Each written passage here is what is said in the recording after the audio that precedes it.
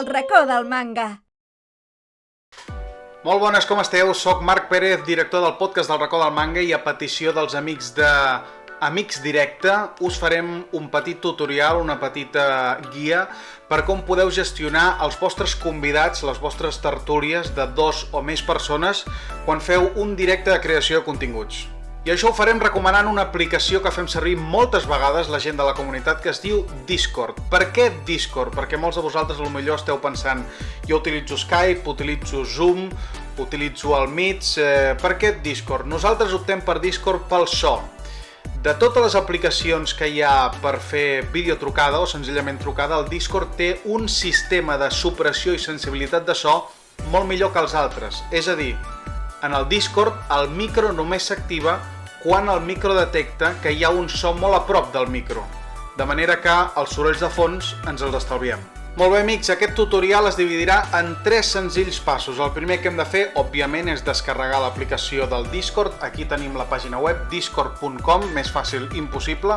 No us preocupeu, Discord és una aplicació oficial, legal, gratuïta, no hi ha perill de que s'us posi un virus a l'ordinador, per tant, cap problema.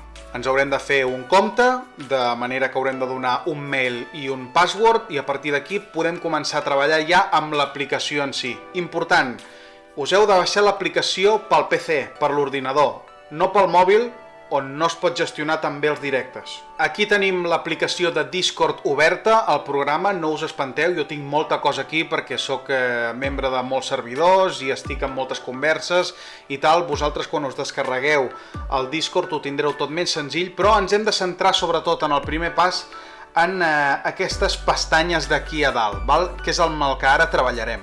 El primer que hem de tenir en compte és que per poder fer la conversa en directe hem de ser amics entre les persones, entre els interlocutors. Per tant, anem a suposar sempre que anem a crear una conversa en directe amb 3 persones, comptant-nos a nosaltres mateixos. Aquestes 3 persones tenen que ser amigues entre si, si no poden haver-hi complicacions.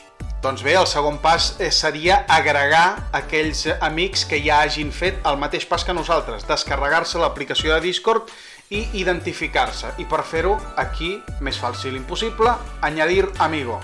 Cliquem i aquí hem de veure un codi, que tots són del mateix format, amb el nombre d'usuari, coixinet i 4 dígits. Per saber quin és aquest codi, anem a suposar que nosaltres li volem donar al nostre amic el nostre codi perquè ens pugui agregar. Es pot fer al revés. Com sabem quin és el nostre codi de Discord? Molt fàcil. Anem aquí a la rodeta de baix, on diu Ajustes d'usuario, i en principi ens ha de sortir per defecte a l'apartat Mi Cuenta. Veieu que aquí posa, en el meu cas, el racó del manga, coixinet 9421. Doncs aquest seria el codi que li hem de donar, la transcripció que li hem de donar al nostre amic perquè vagi seguidament on hem dit aquí, añadir amigo, i copiï exactament això i enviï sol·licitud. Nosaltres, en el nostre cas, si ho hem fet així, hauríem d'anar a la pestanya pendiente i acceptar la sol·licitud d'amistat, val?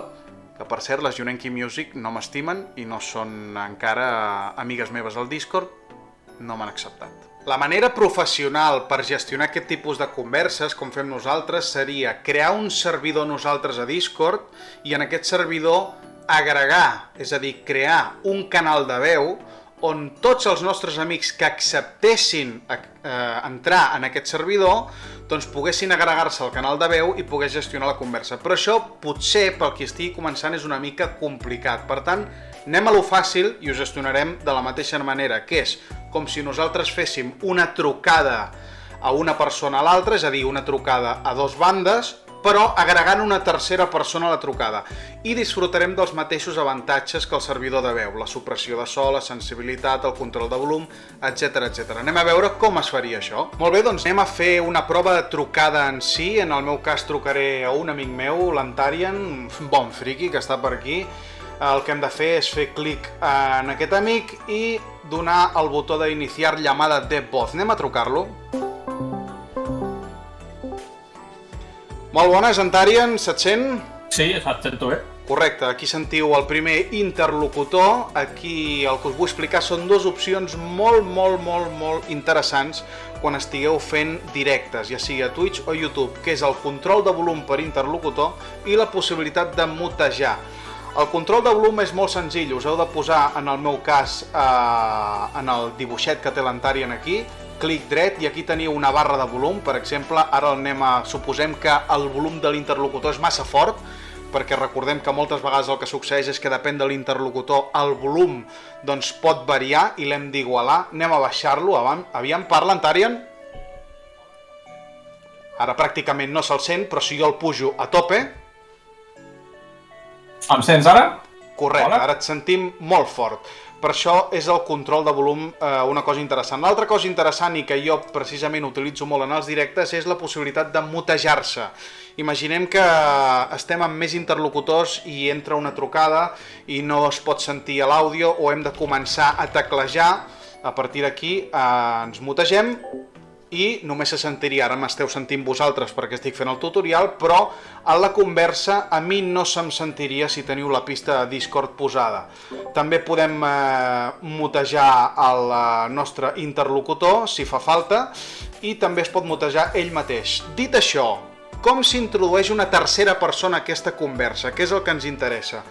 Doncs és molt senzill, anem al botó aquí que diu Añadir amigos a MD, i si és amic vostre, us ha de sortir en aquesta llista, val? Per exemple, si el Capità Urias estigués connectat, li donem aquí i creem grup. I aleshores la persona a la que li arriba aquesta sol·licitud s'uneix a la trucada i podria parlar. Moltes gràcies, Antarian! Cap problema. Vinga, bona sort. Bona sort. Òbviament, després, en el vostre directe, si voleu comprovar que el so del vostre interlocutor o interlocutors s'estigui sentint en directe, en el nostre cas fem servir un programa que es diu Streamlabs OBS. El recomanem més que l'OBS en si, Streamlabs OBS, però funcionen igual. A la pista de so, que és el desktop audio, l'àudio d'escriptori, el que fa aquesta pista és capturar qualsevol so que soni per l'ordinador. Per tant, si la pista és correcta i vosaltres esteu sentint els vostres interlocutors, això s'ha de sentir en directe, i si la pista de so, la barra es mou, vol dir que efectivament l'àudio està funcionant en directe. I fins aquí el tutorial de com es gestionen converses en un directe de creació de continguts mitjançant l'aplicació Discord. La recomanem moltíssim. Moltíssimes gràcies per assistir, doncs, i recordeu, animeu-vos a fer contingut en català. Que ningú us digui que no podeu viure fent contingut en català. És el que volen que creiem. Nosaltres ja ho estem fent. Es pot, creieu-me, es pot. Endavant!